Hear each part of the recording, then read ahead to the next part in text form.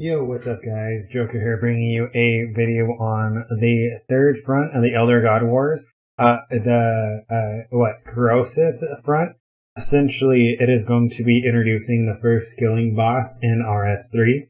The reason why I phrase it like that is because this is RuneScape's first ever skilling boss, which that's just not true. You have CROESUS, you have the fucking Wintertod. Those are both skilling bosses. They're just not in RS3.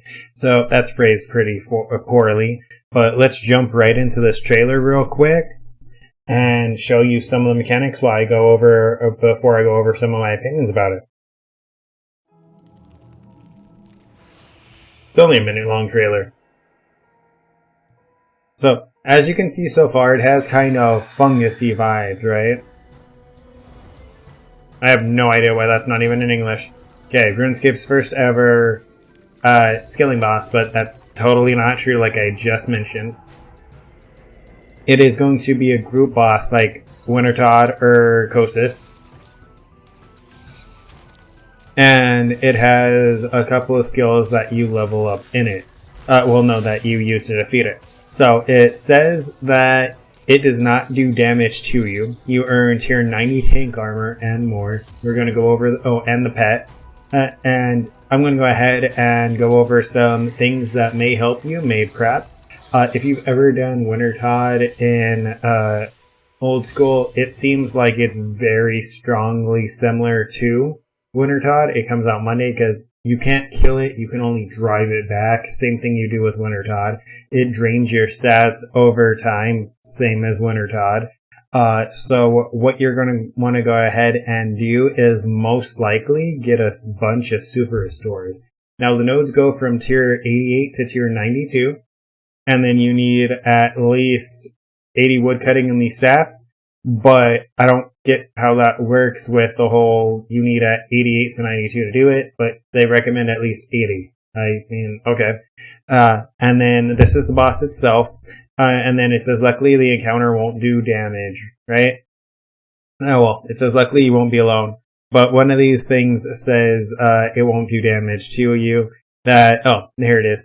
Luckily it doesn't deal damage, but it still, causes your stats to drain. So, I mean, there's so many mechanics like that in the game already that drain your stats, and especially if it doesn't do damage, then honestly, just bring an inventory full of super restores, or bring like 5-6 super restores, and you should be fine.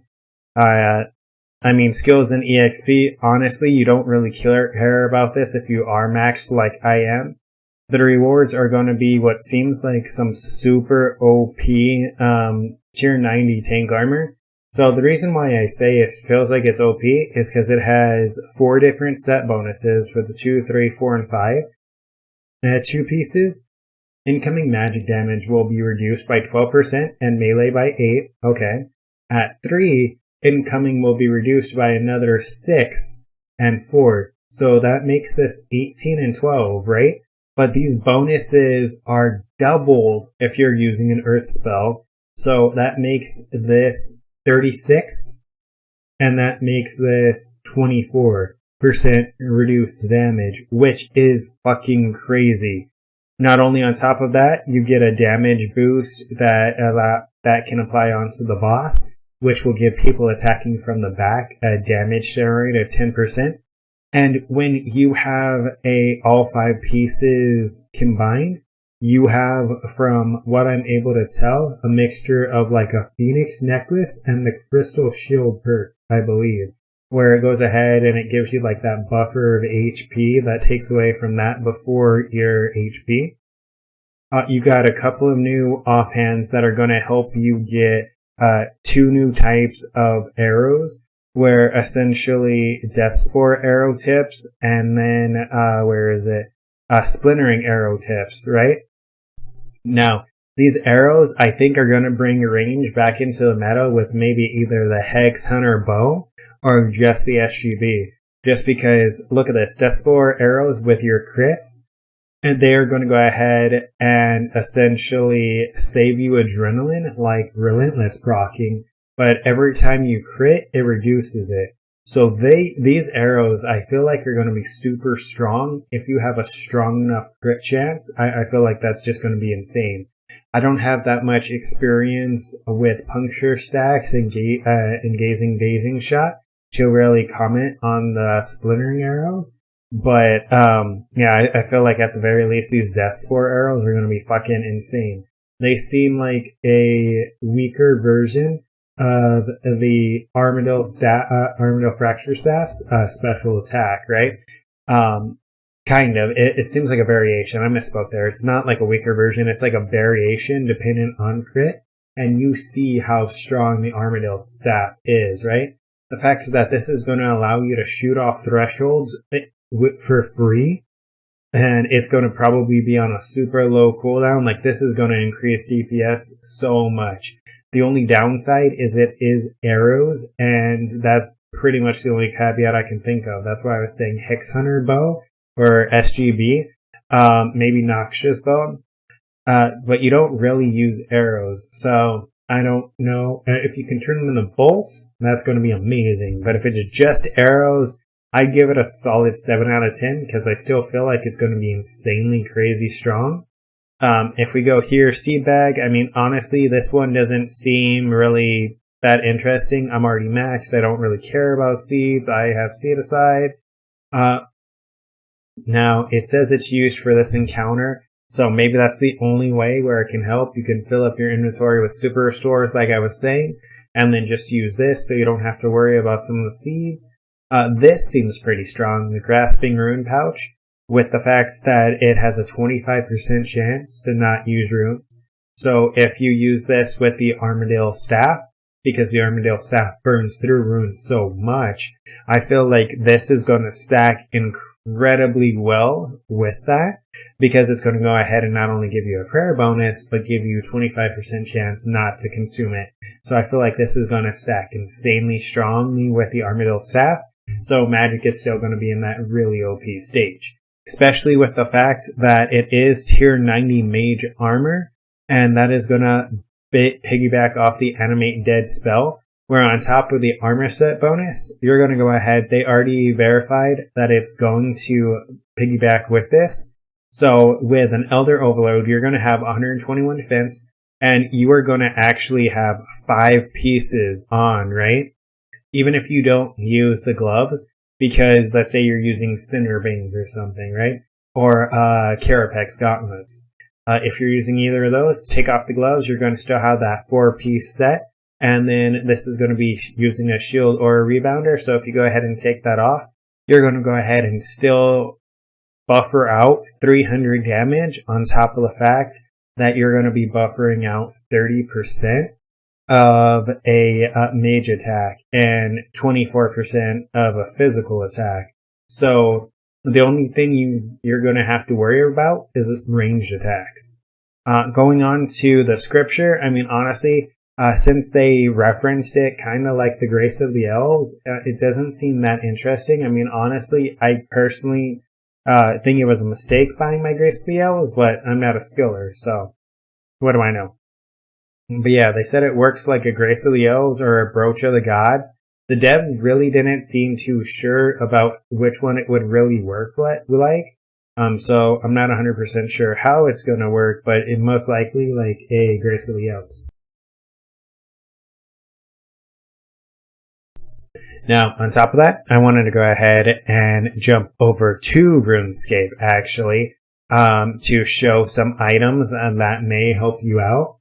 That you may want to go ahead and pick up or prep before the release in 7 days, right? Before next Monday.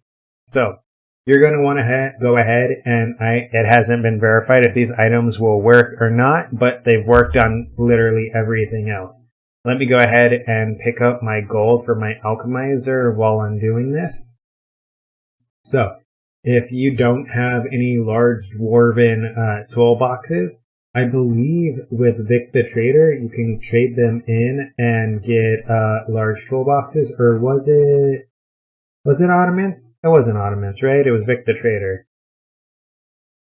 Let me just verify. Yeah, I'm pretty positive it was Vic the Trader. So, use a bond, get Vic the Trader. Trade in all your bonus experience. Grab as many large dwarven toolboxes as you can. And that is going to go ahead and give you the ability, because fishing, woodcutting, and mining are going to be 3 skills that it verified that it does do. So you'd be able to go ahead and get those 3 rewards, right? Those 3 benefits, because it's going to double the resources. And if you use resources to kill it, then that's going to help you out extremely. On top of that, here's some familiars that are going to help you, because they're going to give you invisible level boost for the skills you're going to be using. The Lava Titan for the mining boost, or the Gargoyle for the mining boost, whichever you have. And then it is going to be the Arctic Bear. You can use a Spirit Kayak, Larva, or Grok as well. A Granite Lobster. You can use a Spirit Ibis as well. Or a beaver. This is going to be, these 2 are mining, this is woodcutting, this is fishing, this is hunter.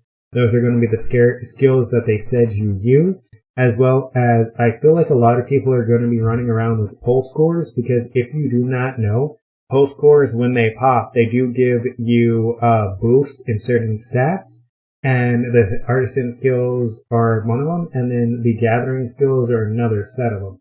So, you can get up to, I believe it is a plus 12 boost from the pulse cores, and I feel like these are going to be popping like crazy.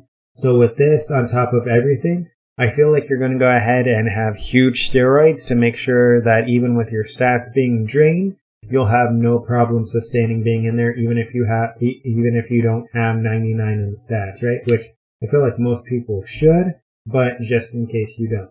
Alright guys, so since this video is already a little bit longer than I was liking it to be, I covered everything that I would like to cover. I'm going to go ahead and end this video here. Don't forget to like, comment, and subscribe.